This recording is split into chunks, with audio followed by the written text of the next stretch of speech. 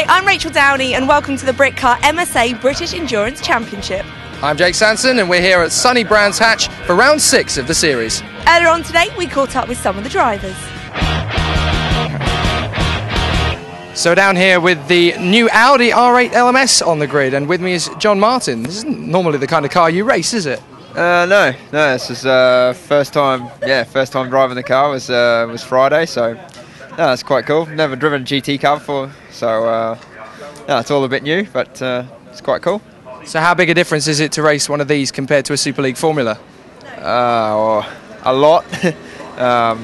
Yeah, quite a lot really. The thing's quite a bit slower. It's got nowhere near the aero load or anything, so it's it moves around a lot more than the Super League car, and a bit of a different driving style as well. Even to the LMP car that I'm driving this year, it's totally different really. So Top Cats are still working on their Marcuses, and here today they've got a new driver to add to the rostrum, Danny Winstanley. Danny, tell us a little bit about yourself. Well, I've raced in Tuscan Challenge and go-karts for a few years, and TVR Scaris in the GT Cup, and we've just been doing little bits since then, getting the car ready for Britcar probably next year, and we've got a phone call the other day to race this, so we've come down and give it a go. Well, the team are really bigging you up because over the sectors you were very close to overall pole yesterday, weren't you? Yeah. I was surprised because I didn't think I was on as quick a lap as what it turned out to be. I think it was on my 5th lap. I only got one clear lap, but yeah, brilliant. So down at the Bull Run pit talking to David Green. David, pretty impressive win last time out at Alton for Martin, wasn't it? Yeah, they obviously missed me. I was away working in the States, so I missed that round, and Martin did the whole thing single-handed, so yeah, it was pretty amazing. So I was really happy for the guys actually when I found out. I mean, to win the class is obviously important for us, but to win the overall race was such a great thing.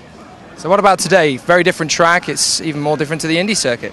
Yeah, I mean, we're struggling a bit on power against some of our rivals on this one. There's a couple of big straights and you can just see them leaving us in the dust. But I mean, I've never driven the GP circuit before. It's an extraordinary track, really good fun. But you know, we're feeling like the car's running well. It's very nicely balanced around here. So we're just hoping for if it's not out and out speed, maybe a good result over the 2 hours. We're here in the Britcar Hospitality. I'm joined by James Tucker. The sun is shining, races are going on. So James, can you tell me the dates for the 24-hour race? There.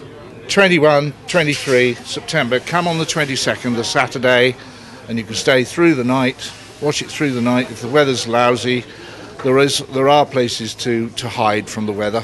And if you go on our website, you can buy tickets by the 100. There are offers on the table for everybody. Camping, lots going on. We've got helicopters, Apache helicopters coming in, fares and ice cream and beer and all the things that everybody wants. And you can watch it on your computer or your phone, and you can get all the information on there. But there's also radios available, so you can put your radio on, in your ear or whatever. So free buses. So anybody parking outside in the car park, you can get on a bus. You don't have to walk miles.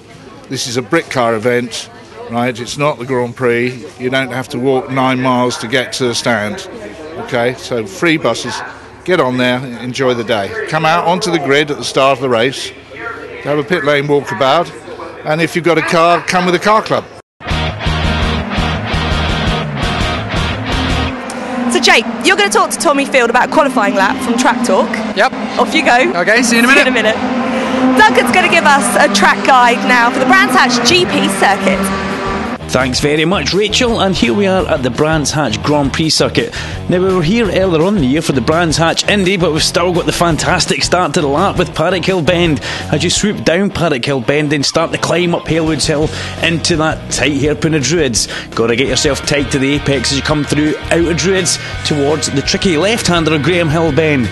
Reprofiled a good few years ago, shooting along the Cooper Straight, you come in towards Surtees, and this is where the track changes, and for the better. You come through the left-hander up the hill, and these Britcars can really stretch their legs as they come up Pilgrim's Drop, cresting the rise under the bridge down Hawthorne Hill before you come to actually Hawthorns. And that's enough said about that corner. Big, fast right corner. Right-handers, you come along into the next one. Westfield, another tricky right-hand corner.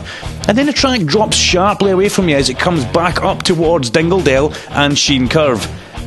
Going through Sheen Curve, the next corner is a banked left-hander called Stirlings. You get good drive through and out of Stirlings before you come down, back into the arena, Clearways. Get good run through Clearways, through Clark Curve, and that is a lap of the Brands Hatch Grand Prix circuit. It is 2.6 miles long and it is all action. Let's hand back down to Jake and Tommy. So here we are with Tommy Field, who's going to take us around a lap of the Brands Hatch GP circuit. So mate, take it away. Thank you very much.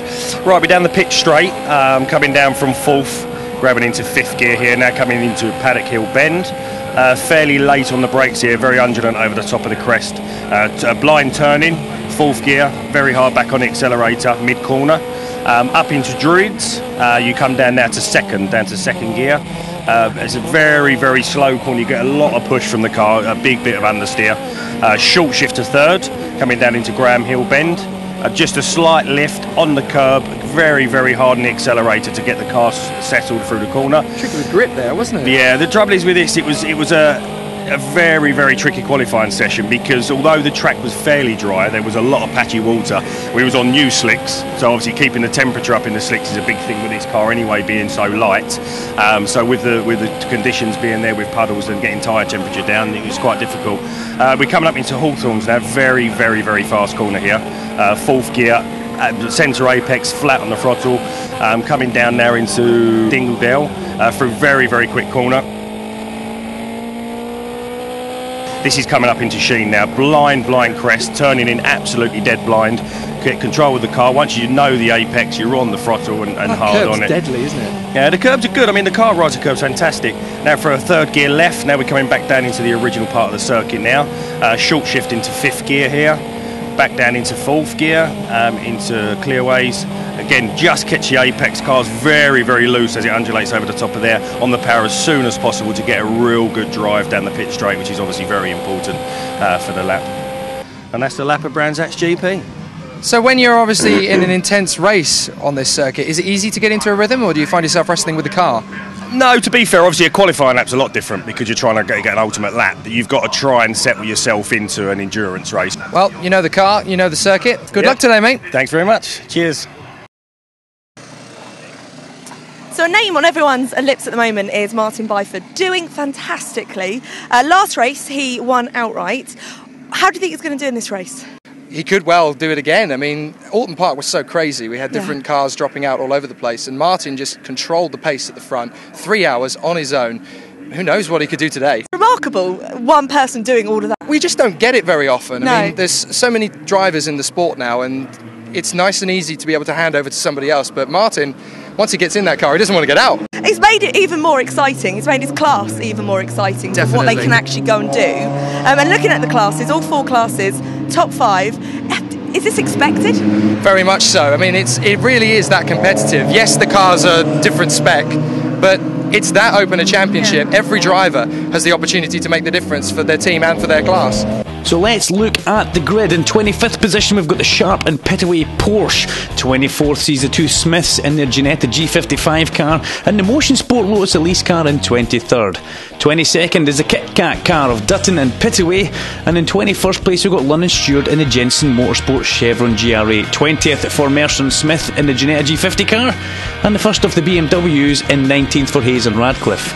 18th sees the Seat Leon Coupe car, which is a gorgeous looking machine, and 17th is Milam and Guglielmi in the Lotus Elise. 16th were McNeil and Stanley in their Lotus Elise, and 15th for the Top Cat Racing Marcus Mantum of Fillmore. The Webbs are in 14th in their M3 GTR, and 13th is Clarks and Gibson. 12th position sees Ratcliffe and Osborne in their Ginetta G50 car, and 11th sees the 458 Ferrari of Phillips and Storey. Top 10 for Beaton and Finmore in the Marcus Mantis, and 9th for Hart and Parr in the Track Torque Chevron. 8th position for Abra and Poole in the BMW M3 GTR, and the Track Talk Jarvis and Field car in 7th place. 6th for Martin Byford's beautiful little Lotus, and 5th place for the Deaver and Hollings 430 Challenge Ferrari car. The lovely Audi R8 sees itself in 4th, and 3rd place for the Top Cats Racing of O'Neill and Winstanley. 2nd place for Javier Morcillo, which means that Paul Bailey and Andy Schulz are in pole position in the Ferrari 430. So welcome to Brands Hatch again. My name is Duncan Vincent, and once again joined by the lovely Joe Tanner in the commentary box here. We're about to go racing, Joey. Britcar round number 6 at the Brands Hatch Grand Prix circuit. All the cars filing through and rolling up towards the lights for the restart. And the Bailey and Schulz Ferrari is going to lead the way as they head down towards Paddock Hill Bend for the first time. Yes, he does. And Morcillo slots into 2nd position. Fairly calm and steady stuff here as we head up towards Druids on the first lap, and it's jostling for position. Oh, there's a big lock up there. Yep. Somebody wide. 33 car, isn't it? 33 John Finnimore, Chris Beaton car. Very, very wide. They're wide on the way in and wide on the way out, Joey, as they head down towards Graham Hill Bend. Bailey and Schulz Ferrari's made a dash for it here, hasn't he? He has that. He's gone. He's gone. It's the old Spanish pairing of Manuel Cintrano and Javier Morcillo. Cintrano at the wheel just now. Morcillo will take over, but there's the Martin Byford's car diving up the inside, takes 2nd place away from the Audi R8. And what a great drive we saw from him last time out as well. Yeah, we did that, didn't we? Yeah, look at that, he's going round the outside of the Mosler as he go through Hawthorns. That's one of the bravest moves you'll see in mainland British racing, that, Joe. And through Hawthorns is not a place where you want to go round the outside of somebody. Really, really quick out the back of the circuit as well. A good dive up the inside as we head up to what was Dingle Dell. Yeah, through the reprofiled Dingledale and Sheen curve. Took away some of the excitement in that kind of part of the track there, but we're already back in towards the stadium section. You see the Phillips and Storey Ferrari 458 trying to go underneath the Audi R8, and he's done it as they go through Clark Curve and head up towards Paddock Hill Bend. There you can see him diving up the inside, and it looks like he's going to get in the Mosler as well. Steady first lap for the Mosler here, and the Ferrari, look at the lead they've got after just one lap. The Ferrari, a good 5 or 6 car lengths up the lead. Number 33 car back up the inside there, going past, I think that was Kevin Clark's Intersport BMW, but we'll find out. Look at him, he's on a mission, Chris Beaton and John Finmore's car there. Number 33 all the way round outside after going very, very wide at Druids early on, Joey. He's obviously angry with himself. A good recovery drive this, an angry recovery drive, and he's even look at the inside. Had a little look, didn't he? He's angry, isn't he? He's angry, he's very keen. It's good being angry because it's a 2-hour race, so he's up the inside of the Mosler as they go up Tailwood Hill in towards Druids. Good move. It's making amends for that mistake that we saw in the first lap, and a wee moment for our cameraman as well. Yeah, the cameraman having a little bit of a wobble there, and this is the Seat Cooper car that we're on board with now, and we're 2 abreast over the start finish line into Paddock Hill Bend, but that's for 2nd place, or is that for the lead right now as they go up in towards, it's actually for 3rd place. Calm down, Duncan, for 3rd place, but there's still a mission. Still got the Bailey and Schulz Ferrari out front. This is turning into a 2-horse race now. The Schulz Ferrari up against the Mosler. The Ferrari said, we're going to win this, we're going to win this. They put it on pole, and it looks at the moment like they're on plan. They have been the pair, haven't they? But look at the speed of the Seat Cooper cars that come through the Sheen curve, and he's up the inside of the Audi. Oh, it's going to be close. Then he's going to have to steer away from that one as we go on board. Dearie me. There was a little bit of contact, I think, there, and he's lost the position as well. Another Chevron going past him as well, so the Audi R8, they're not going to be happy with that. We're not happy. We're going to have to take a break. Join us in a minute or two.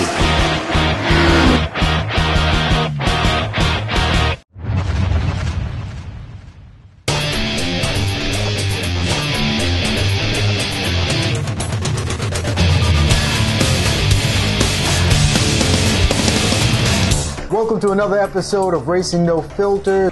Joining me in sunny California, Bill Wood, and down in sunny Florida, Peter King. We're going to take a look at some of the products HPD has created for the 2012 Honda Civic, and specifically we're going to show you how to install an adjustable sway bar. Until then, folks out there, you take care.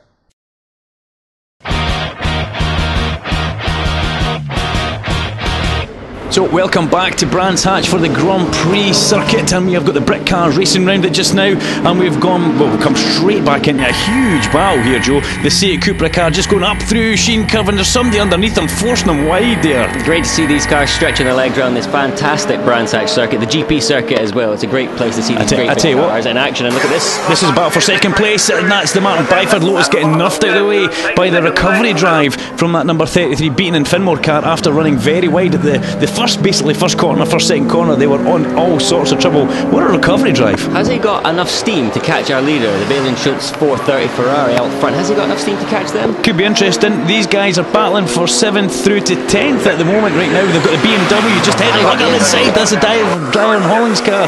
But a big slide by the BMW. The Ferrari's just held on to that. He's got the right line now as they come down the hill, and he's on the right line, and he's up the inside. Yeah, that's a Dryer. I'll try that again. That's a Deaver and Hollings car. But that number 69 BMW's well side was coming out with Druids there, Joe. Is this the move for the lead, Duncan? It is the move, and it's going into Hawthorns. Look at that. Did someone come off that, Marcus? Just a bit of rubber. Let's go with just a bit of rubber, I think, there, and already starting to put a gap in. Oh yeah, you go for just a bit of rubber. Okay, let's fingers crossed that car finds together. Falling off as yet. Let's hope. And is that this is a Clark and Gibson Intersport BMW, and they're having a rather large moment on the grass here. Left.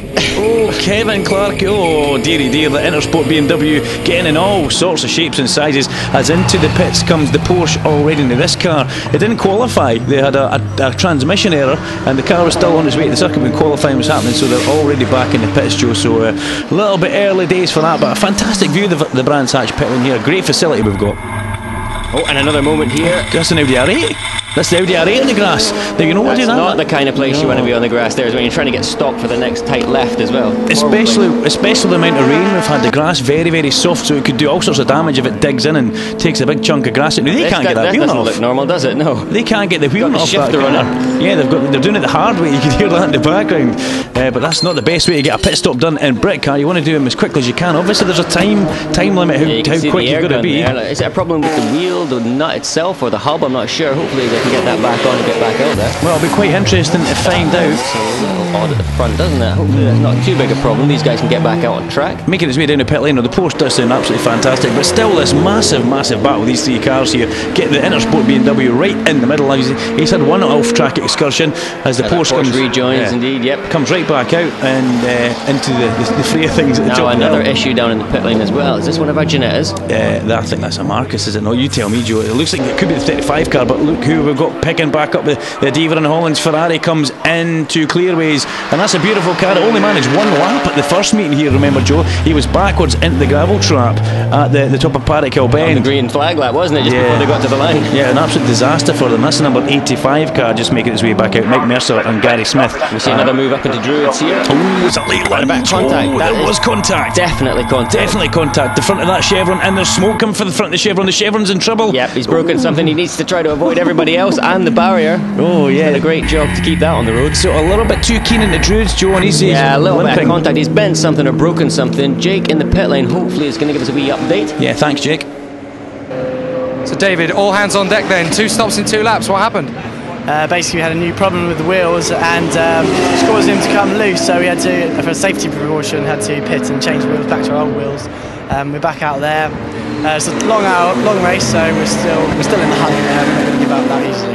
Is it something you're worried about, or we're just going to see what happens now? No, the new wheel, we've got the old wheels, the old BBS wheels on. They're 100% fine, and we'll be fighting to lead now. Okay, keep fighting, mate. Thank you very much. Thanks for that, Jake. That's one way to come. Thank goodness that wasn't a man standing in front of that car there, Joe. Ferrari comes absolutely piling into the pit lane and just bashes the board out of the way. Paul Bailey steps out of the car. Andy Schulz has a little word with him, takes him under his arm, and a little bit of a debrief, we could say there, as the Motionsport Elise is touring through Green Hill Bend. That's not normal race pace, is it? He's staying well out the way, and that is an indicator on as well. A definite problem for the number 88 car. Yeah, that's not the best one. Thankfully, he wasn't standing there when Paul Bailey brought the car into the pit lane. Time limit on the pit stops as well, so it should avoid situations like that. They can take their time for safety reasons in the pits when they're doing their driver changes. Yeah, easily said that. When you come into the pits, you know it's like emotions run high. Yeah. Emotions do run high, but they're just going up Pilgrims there as they head towards Hawthorns. These things can really stretch their legs as the Ferrari leaves the pit lane, the number 3 car. And look at Byford going round the outside, Joe. He's gone right round the outside of Paddock Hill Bend, uses a little bit extra track. Great move. Taking advantage of some warm tyres there while the Schulz and Bailey Ferrari was just getting bedded in, and we see another move out the back. 2 BMWs getting very close. The Apple and Pool car getting overtaken by Clark and Gibson. They're very, very close. Good brave move. Yeah, just on the way up towards Dingledale and Sheen Curve. Not for me, actually. And it looks like the Phillips and Storey car's under attack now from the number 3 Ferrari, but we've got Jake again in the pit lane, Joe. Right, so down in the pits for the 99 garage. Mark, what's happened with the car?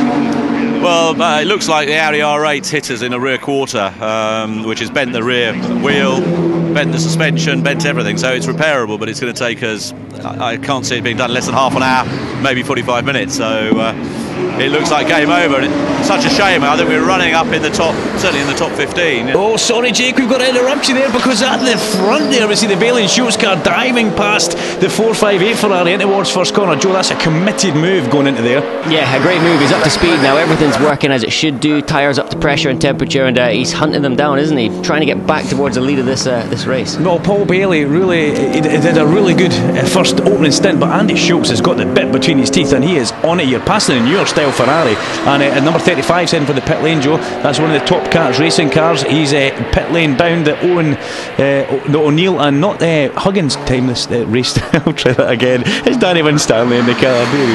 Thanks, Joe. Just give me a funny look there. And here we go. We see the Bailey and Schulz Ferrari continuing on their mission to the front of this field, putting some big pressure, and round the outside. Look at that. Dear, oh dear, that's just rude. You should not be able to do that. He goes round it. Is there smoke coming out the back of that Marcus Mantis? Yeah, that might have made the move look a little bit more impressive if the Marcus Mantis is struggling slightly. And Byford's losing a position to the Phillips and Storey car there, so yeah, he's run wide slightly in that position. He had to give it up. He had no option there. Everything's kind of happening at Druids and Paddock Hill Bend today, but yeah, into the pits we've got the number 70. See another track torque chevrons there, and a problem under the back of that. This doesn't look like it was meant to happen, does it? It doesn't. And look, Joe, 33 slow. That's the problem. Yeah. Now what is it? Because it was cutting out. Could this be a fuel issue, perhaps? Well, we've had throttle linkage issues with that, but a jam throttle is there, which wouldn't be causing this problem. He'd be going rather fast, but there has been, I think, fuel issues as well, and he's got the indicator on. If it is fuel, he's in trouble, because he's got a long way to go before he's pulling up the pit. He's pulling it in the shortcut. That car is out of the race, and he is done for the day with a lot of smoke. He's driven right back into the paddock, but the gate's shut, so he can't get up there. I think that's the day done. So battle commences between the Deaver Hollings car and the number 97 car as they go into Stirling's underneath the Motionsport Lotus Elise. Get out of the way, you're going to have to, because through comes the Ferrari, and that's not the best place to catch a car, because he's now kind of got a little bit of a gap over that 97 car as they go through clearways just now, Joey. But the laps are ticking down, and things are happening, and off goes 35. That's a quick place to go off. He's not going to hit anything. He's been really lucky there, and a great recovery. So he can get it fired back up in a gear and away, and yeah, he's recovered. What great save. The Owen O'Neill and Danny Winstanley car, that's a huge place to spin. Lights up the back tyres as he gets back on the gas and gets away from that big gravel tramp moment. Keeps an eye out for the guys behind him. Steve Guglielmi goes right around the side. He's had a huge slide, Joe, massive slide. Oh dear, he's going to hit something at that rate. I would have thought that was a huge slide. He wound on the lock and it gripped it away the other way. You can see the clip. He has made it all the way into the barrier. Look at that. That was a big off. You do not do that at Paddock Hill Bend and get away with it when you shoot off the road at that angle. That's going to cause a safety car, Joey. Impressed until that gripped and fired him off in the other direction. In other words, that was a rally demo. That was proper. We see our Mosler losing the position as well. We see some conservative drives from these guys. We're getting towards the end of the year. Is he thinking championship?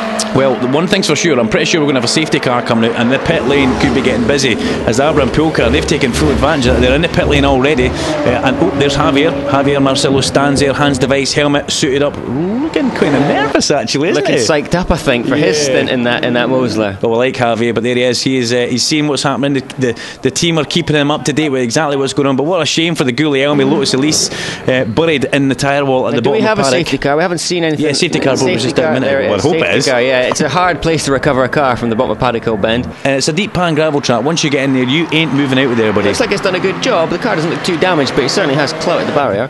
Yeah, the pit lane is about to get rather busy, as you can see here. We've got lots of action happening.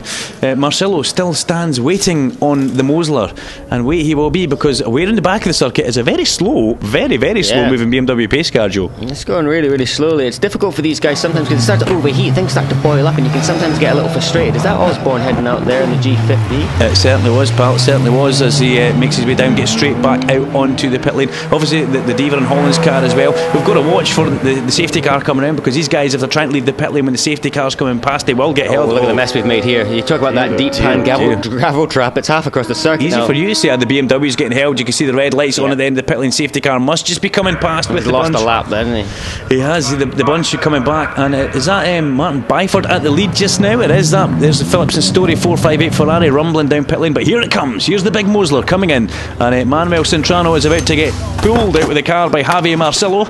It's not the bonniest looking thing happening, pit stops, but in fact there's no immediate rush, really, is there? No, they can take their time. You can see this sweep-up operation going on at the bottom of Paddock Hill Bend, and like we mentioned, a lot of work to get the car moved and to get that gravel shifted as well. Yeah, these guys doing that. Some scrubbed tyres, not new. Yeah, and they're also very calm. There's not a rush because they're under the safety car. They can take their time. They could just knock this out. It doesn't really matter how they get on. Nice and calm and relaxed. And that's just the driver change. That's just the driver change in tyres. Let's hand down to Jake in the pit lane. Some news on 28 for us. Well, the Jeff Steele Racing BMW is in trouble at the moment. The car 28 has actually got a power steering issue at the moment. They're trying their best to fix it, but it's touch and go at the moment. They think they found the fault. It's just a question of getting it out there as quickly as possible. Well, thanks for that, Jake. That's never good having a power steering issue. You're not going to drive one of these cars. Yes, I mean, hard work, isn't it? And the arms around this place. And what was going on there? There was some safety car was missing off the front of the pack. There goes the Jeff Steele car, the Abraham Pool car making its way out. Was there an issue with that? Is the number 85 car breaking down? It is. It is, and they're deciding. Now he's breaking down. Let's pass him. Yeah. They've got to go Obviously, past. you can't overtake under the safety car, but when it grinds to 12 mile an hour, you need to make Mercer a move. and Gary Smith absolutely going to be devastated with this one. There's everybody else getting held at the end of the pit lane now. Recovery team have got a lot of work to do now. Yeah, the Mosler, they're double pitting, Joe. That's what they're doing. They're going to pit now for fuel. They've done the driver change. They're going to now fuel it up under the, that's a good move with these guys. Clever tactical thinking here by these guys, and leading the championship, and not for. But they're going to be happy with that because it's a good move. Hopefully, get the Guglielmi car back out and on its way. So here we see. Let's head for a little short break and join us in a couple of minutes, guys.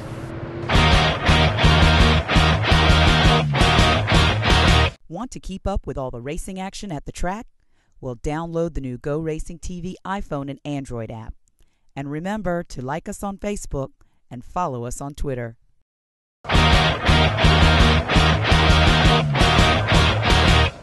So welcome back after the break, and there is the number 85 car. He's made it halfway up to Druids and pulled off at the side of the circuit. These marshals down there have been very busy as we see the safety car heading round, lights still ablaze. And the Javier Morcillo car leaves the pit lane after it's double pit stop, one for tyres and fuel, and a driver change as well. And away Slow goes. getaway there. Yeah, looking after the clutch. But your leaders are Bailey and Schulz, Phillips and Storey. Adams going to Byford. Now they're going to tow that 85 car back to the pit lane, which is a good thing. They will have a chance of getting it fixed, and the Mosler can also put the boot down here and catch up with the guys back up at the back of the pack, so you can really make hay while the sun shines here. Lots of gravel coming at the Guglielmi car. Yes. There's only one car that could be. Lights off on the safety car. Let's have a look at the restart here from Byford, an experienced man, as the Mosler continues to try to but he's held up. He's getting held up, isn't he? Because he would go a lot faster than that. How frustrating that would be. Meanwhile, we're underway again. Safety car to pit lane, and Byford's made a great restart. He's picked up the throttle nicely and he's pulled a great big gap. The build on Lotus Vora is away as he comes over the start-finish line. Absolutely away. And look at that, round outside goes the Webbs. The Webbs go round outside in their M3 GTR. How many overtakes are on the outside have we seen at the paddock today? Must be loads of grip around the outside there. Yeah, a lot of bravery going into that one, and they are catching the lights ablaze. The restart was great, but struggling now, starting to reel him in slightly as they're only 2 or 3 corners into the restart. Let's try and pick up the Mosler at the back. If the camera pans back far enough, it doesn't pan back far enough for us to see. Typical commentator's curse there. We did see Danny Winstanley going through, but there's Martin Byford in this little Lotus Evora. Remember, this is your winner from the last time out in Old Park. He drove the whole 3 hours himself, but up the inside, the Hawthorns. Good grief, that's a brave move. That was a brave look, wasn't it? A very brave look. Byford didn't even cover it. He thought, if you want to do it there, fair play to you, but at the next corner, get another look. No, it's not going to happen, is it? The little Lotus Evora. This is a 2-hour race, remember. He drove the whole race himself, Old Park. The whole 3-hour race. He must have been absolutely shot after it, but the adrenaline of getting a race win would keep him going as he comes up round Sheen Curve and heads towards Stirling, the banked left-hander, which you can run him pretty hot to. Should be a corner that he should be good at with a smaller, shorter wheelbase car. But here comes the Ferrari. Here comes the Ferrari number 3. Making good. He is. He's coming through the pack, definitely. Byford under loads of pressure at the front, but still not feeling the need to defend as well. Well, no, there's certain times you want to defend and certain times you don't want to defend, but the BMW didn't look very quick. Looks like he's doing the defending. Yeah, he didn't look very quick off the corner of the BMW. Here comes the Ferrari. He is cutting through the pack now. He's going underneath the number 35. Was that the 35? Marcus Madness. He's passed and the Paddock Hill Bend. Byford needs these guys to fight now so that he can start to pull away and establish some kind of lead, but the Ferrari's not going to hang around. No, he's not. He's already looking as they go in towards Druids. He's sniffing about the back of the Webbs in their BMW here. They're going to have to get a bit of a shimmy on because here comes Andy Schulz. BMW forces the Ferrari to the outside. There's no way past there, but the cutback could be on. Meanwhile, Jake has got some news down in the pit lane. Well, I'm standing in the pits with John Martin. Game over, is it?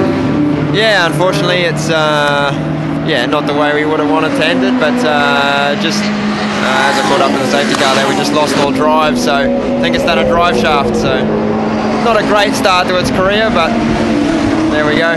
Do you think it might have had something to do with the contact with the chevron earlier on? Yeah, Nigel said he got a bit of a knock in the side, and then after that he said in the higher gears it had a bit of a vibration. Just mentioned it to me when he got out, but and then I literally only got one lap in it really, and then it's lost drive. Well, there's always next time, mate. Hard luck. Yeah. Oh well. We'll hopefully I can come back and do the Britcar 24-hour in this thing, and we'll be up the front. We'd like to see that, mate. See you then. All right. So, while that interview was going on, you might have seen in the background that the Ferrari overtook the number 51 Martin Byford, Lotus Evora, so a good move there. He did get past, he did squeeze past, but great from Jake, hearing from John Martin. That's a high calibre of driver we've got in Britcar there. It is. Here's a fact from the past. The first driver to win a race in the UK Formula Ford in a Spectrum at this very circuit. John Martin. There you go. 2005. Australian driver, Australian chassis. There you go. Great to have him in the Britcar. Look at the Mosler, making great pace through the field. Gap's definitely coming down, isn't it? Meanwhile, at the front, Byford's still defending that position as if it's a 10-lap sprint race. Looks like he's going to have to get... Oh, there's contact at the top of Paddock Hill Bend. And have they got damage? Have they kept it together? Yes, they have. How lucky heavy contact, yeah. That's extremely lucky. You do not do that going into Paddock Hill Bend. That's the 34 Rob Wilson, and but it's helped Byford. Big moment there. Something. I don't think there's anything damaged. I think he's going to get away with that. But Byford's loving that. If he saw that in the mirror as he was head down and looking up the road. These guys aren't kind of shy to put cars in places where you wouldn't want to. We've seen contact there in a long 2-hour race like this as well. It's great to see. Well, remember the first time we were at the Brands Hatch circuit, we had a big contact there between was it the Deaver and Hollings car and the Optimum Generic. That was quite a big contact at the top of Paddock again. Let's head down to Jake in the pits, please. Well, the Top Cat's Ginetta has come in back into the pits, and the reason, basically, it's a total failure of the fuel pump. So no fuel's getting to the engine. It's going to take them about half an hour to reach it. So that's the end of the race. Mick Mercer's very disappointed. As he should be very disappointed. Yeah, half an hour is just not long enough, is it, to sort the problem like that? So unfortunately that's their day over. Can't even turn it into a test session. And again we see the Mosler picking them off corner by corner, slowly creeping their way back towards the front of the field. Ferrari also is on a bit of a charge further back. We're going to have to try and keep our eyes on that. Now Byford's going to see that Mosler, isn't he now? He can see it, he can smell it coming as they head out the back. That's into second position now. Very, very big bright lights in front of that Mosler. Keep your eyes on that. But here comes Andy Schulz. He's just past the Kit Kat car. We've not seen too much of them in this show, but hopefully we'll get a bit of a catch up with them later on. But here comes Martin Byford's now. Martin Byford's leads is disappearing as they come through Stirling's corner. Javier Morcillo has got the hammer down, and he is underneath the bridge as they come back into view for everybody in the stadium here through Clearways corner, and it's only a matter of time. Possibly will they have him as they go in towards Paddock Hill Bend a lot faster in a straight line, and the big Mosler gets absolutely wound up behind that Lotus Evora. Can he do him as they come to Paddock Hill Bend? I think it's going to happen, It's Joe. just a matter of time, isn't it? I was wondering how conservative he was going to be about this, but not very is the answer. Blasts past, and let's see if Byford's got any response to that. Yeah, Byford's still first in class though, so let's not worry too much about that. Win overall. Obviously he wants to win overall, Joe. He's a proper racer, but he's still first in class, and that's what matters here. Zabra and Pool car goes past the Seat Cupra, which we used to see racing in the British Touring Car package, and there goes the Mosler. He is now a man on a mission, peeling away. Around the back of the circuit in the quick section, the grip he's got, the power he's got, he's just torn away up the lead loop. Yep, Morcillo comes up through Sheen Curve, and look, that must already be about 4 or 5 seconds. You can't even see Byford in the background. Stirling's a great corner, a little bit of camber on it, you can run in there really hot, and here comes the number 3 car. Andy Schulz buries that thing into the ground and just gets back in past. These guys are so determined, they're working so hard to beat that Mosler. They get the pole positions, it looks like it's going so well early on in these races, and it just hasn't fit together. They said, and remember Paul Bailey said, we will win, and I'm pretty sure they will win. They will. It's just not fitting, everything's not fitting together back as yet. On board with Kevin Clark as he comes through there. Kevin Clark's off. Wheels off. Split rim wheel there. It's a horrible place to go off, but what a great job the gravel did there to stop him. Yeah, Kevin Clark's got the Clark. There's the wheel. Let's hope that doesn't make its way out onto the track. Cover that with a stationary wave, Jailer, please, sir. Where's it going? As long as it doesn't roll on the track, it could be deemed safe, but that car is buried in the gravel trap, and one thing for sure, the Abram Pool car can see the other BMW buried there and stuck. That ain't going to get out of there, Joe. That is not going to get out of there. You can see the wheels are already off before anything's happened, so there's been a failure. Looks like the rim's broken. Yeah, there's no centre, there's no actual centre in that wheel, so and that you're putting a fair load as you go through there as well. So what a shame. What a Strange shame to see that, a wheel failure rather than the actual wheel nut itself. Oh, hang on. That's a big That's accident. a Guglielmi car going off for a second time this time. Second time it's hit something today. Yeah, that could be John Martin getting towed away by the team. Disappointing day, a long trip from Australia. Right, we're definitely getting a safety car here, and we've got 2 cars buried in the gravel trap. The number 94 car, that could be from a previous accident, Joe. Yep. That could be from the previous accident. Maybe some unseen damage, you never know. It could be. It's a strange place to go off that there, just as he's picking up the throttle as he heads off the Indy circuit out into the Grand Prix loop. And again, there's that wheel just patiently waiting for its gap. Excuse me, just to start joking there. The Bailey and Schulz car, well, they've got a good chance here. The safety car is going to close everything right back up as we're in the pit lane. Lots of pensive drivers, don't you? Just love that when they don't have visors on, you can see absolutely everything that's going on with their emotions. Nervous looking drivers in the pit lane ready for their stint. So here we go. What's going to happen? The safety car boards are out. The safety car is on the circuit. The Brands Hatch marshals have deemed that not safe, and well, it's not really safe, is it? There's 2 cars in the gravel trap at places where you're going pretty quick, and here comes the Byford car, the Bull Run Lotus Evora, into the pit lane. They need to get out and in here very quickly. They're pitting. If they get caught behind this pace car, they're down a lap. They just have to sit there, and everyone else can catch up to the back of the queue, and it really would hurt you. But the safety car's only. This will be worked out. This will be methodical, you would imagine. It won't be a guess. They know where the pace car is. They know what speed it's doing. They know how long they've got to be in the pit lane. Let's hope they get the slicks there going on. Let's hope they get this done properly. Yeah, a good. Obviously, that's a man that could probably get a job for McLaren. There, no issues with that. And there you go. Look at the wheel. Let's have to see if we can see that. Is it broken? I think it is broken. It didn't look like there was any centre in that wheel there. And obviously, if the centre falls at the wheel, Joe, that will still be attached to the car. But the actual rim itself, and the tyre just disappears off of the car, and then the car has no turning, no grip whatsoever. And you're in a bit of trouble when you get into that situation. And you couldn't pick a nicer place for it to happen than where it did. Big gravel trap. I agree 100%. Still on the safety car. 2 corners earlier at Hawthorns, that would have been a different story altogether, Joe. I was going to say we had another car off, but it's not. It's been towed clear. I like your style. So the Clark and Gibson Intersport BMW, as one of the marshals just has a wee check of the boom there. Let's hope they're not doing too much damage to that car. There's a lifting it. And here it goes. The Lotus Evora has made it out the pit lane. They have just managed to get out there. No, they're not. They're getting held, Joe. Disaster. Are they being overcautious perhaps with the queue coming round? Because if that's the case, the red lights will be on the end of the pit lane. There's you can see the cars passing. That's a nightmare. They're dropping from 3rd to 9th. They've got this time limit in the pit lane, so maybe it was a miscalculation. Oh, that's a disaster for them. They're going to come out. Well, they're going to slot in 9th position back on, but they're. Where does that put them in class, Joe? Where does that put them in class? 4th in class. Fourth in class. Really hurt them, hasn't it? That's not going to be good. That's a disaster for championship points for them. Actually, they're going to have to really get their head down and try and get a wriggle on for the latter part of this race to try and see if they can get some championship points, because they could seal their class championship today.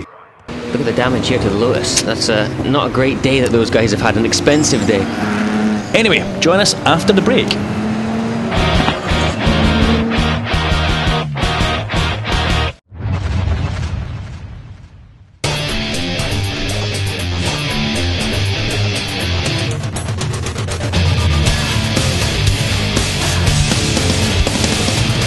Welcome to another episode of Racing No Filter. Joining me in sunny California, Bill Wood, and down in sunny Florida, Peter King. We're going to take a look at some of the products HPD has created for the 2012 Honda Civic, and specifically we're going to show you how to install an adjustable sway bar. Until then, folks out there, you take care.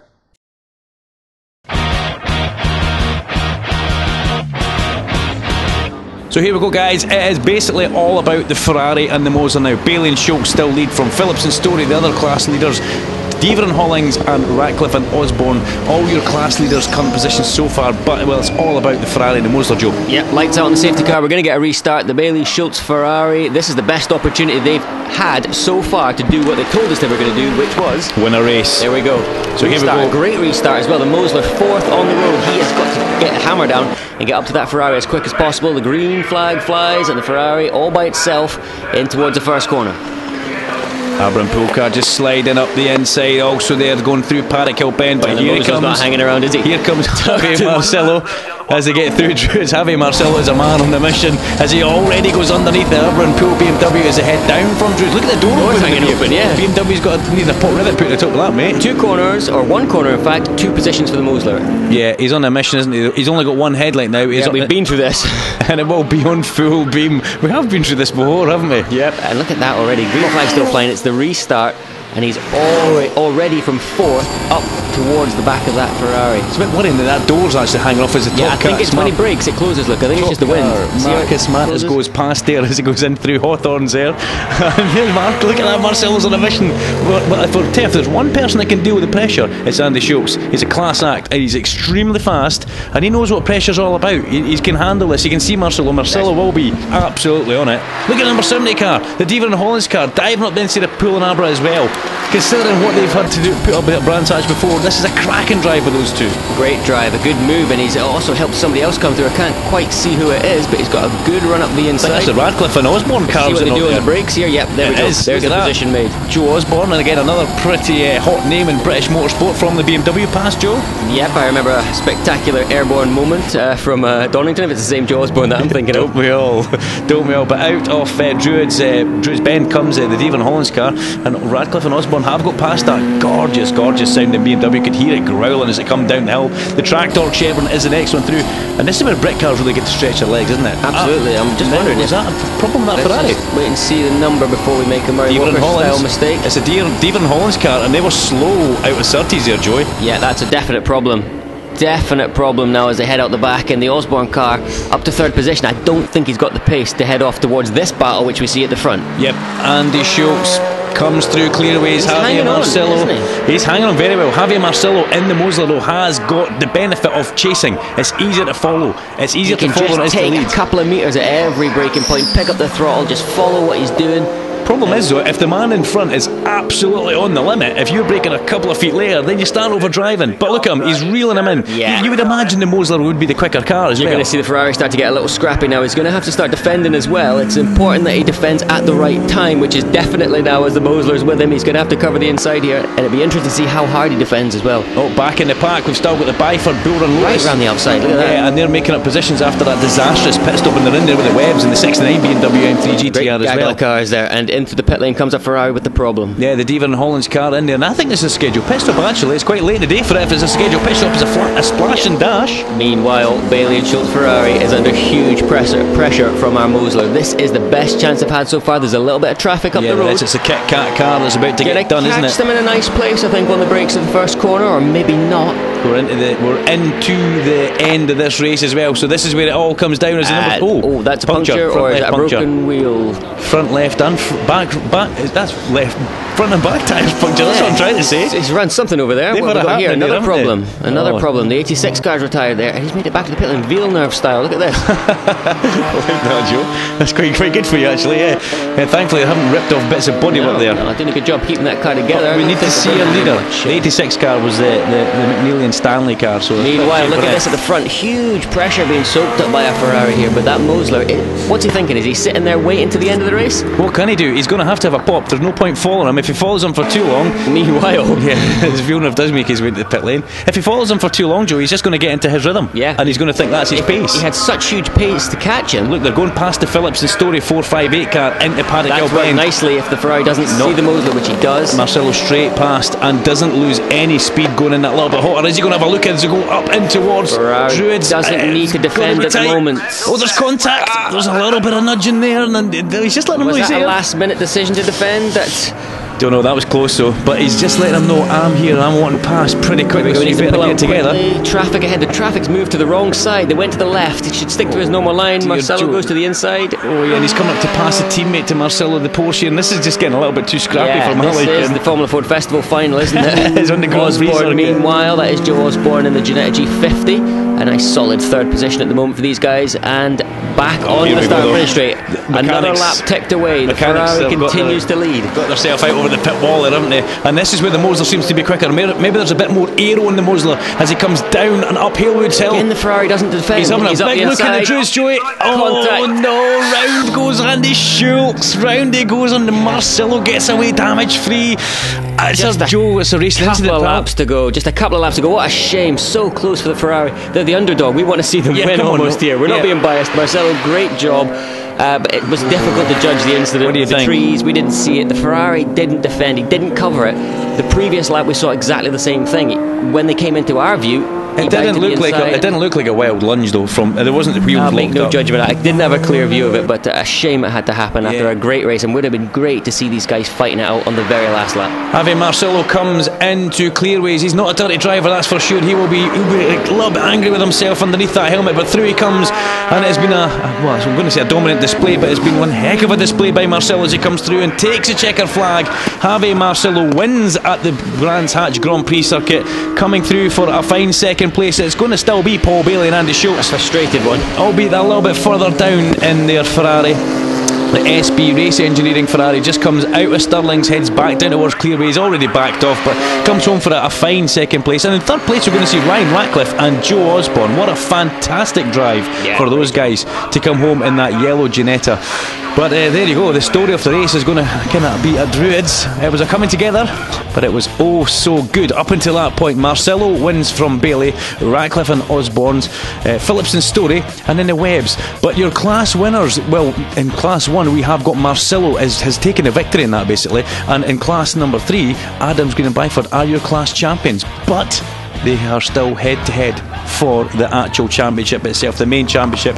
As into the Parc Ferme comes Javier Morcillo, parks in front of number 1, and this could be quite interesting when we see Andy Schulz come in. They're all gentlemen in this class. I don't imagine there's going to be too many rough words between them. They don't look too upset, do they? Jake will have a little bit more information. We'll head down to speak to in the pit lane. Well done, Javier. Thank you. Javier, that must be the toughest race of the season for you guys. Yeah, but not a happy one, I have to say. Yeah, we had a coming together, and I really didn't want to end that way. He ended up spinning. Obviously, it wasn't my intention. It's really sad that we end up like this. I mean, it wasn't my intention. I'm sure it wasn't his. I really wanted to finish just bumper to bumper, how it should have been. So yeah, happy with the performance of the car, fantastic, and happy with how things unfolded at the end, at the last 2 laps. So really sorry that it ended like this. So is there a chance that this story isn't over yet? I don't know. I think I was totally fair, and he closed the door on me, but it's up to the steward to decide. Obviously, it wasn't my intention to do anything wrong.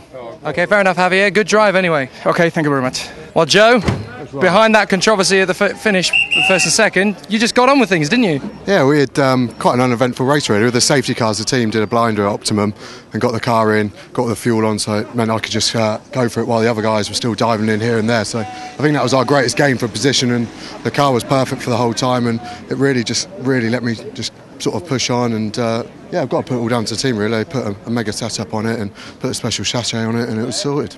And a nice taste of victory in your class. Is this going to tempt you back for more? Yeah, it's always nice to win, and so yeah, hopefully we'll be back for some more. Good to see that, mate. Take care. Have a good one. Thank you. Some interesting words from Jake and the drivers in the pit lane there, but there's your championship standings. Adams, Green and Byford still ahead of Morcillo, Cintrano and White, and that really is where the battle's all about. O'Neill and Huggins, they're still in with a shout, but you've really got to think it is about the Lotus and the Mosler. After a fantastic Brands Hatch, well, a little bit of controversy right at the very end there, but these guys, as you can see, very, very gentlemanly. As Joe did say, you can see Andy Schulz and Javier Morcillo talking there and not looking too upset. Jake? So Brian, easily the best race of the season, isn't it? Absolutely, no question. A wonderful race, really from beginning to end. I said at the beginning that, you know, in the top 5 places in the championship we had 4 classes represented in the top 5 positions in the championship. So it's close in every class. And today we had a marvellous race where we went through all sorts of dramas and problems for various teams, but it came out at the end with a magnificent battle between the Ferrari and the Mosler, and it ended in triumph for one and disaster for another. There was a little bit of contact at the hairpin, but to be honest, in all forms of motorsport, you get that. It wasn't deliberate, that's for sure. And the Mosler had been press for the last 20 minutes, I guess, of the race.